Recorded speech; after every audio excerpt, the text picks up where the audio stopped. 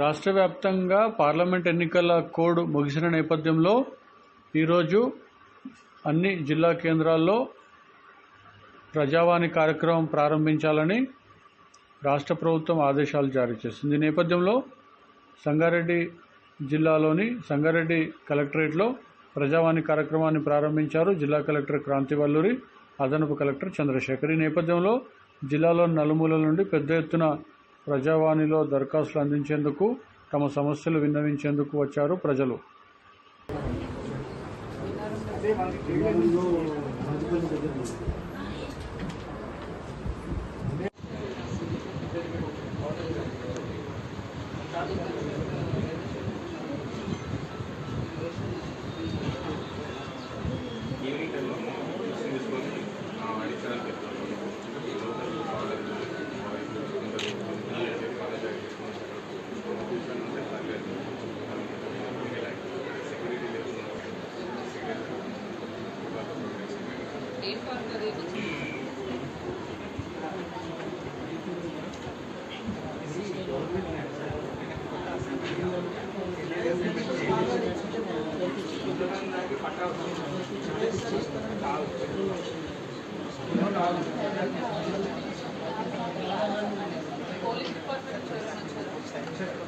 Police department.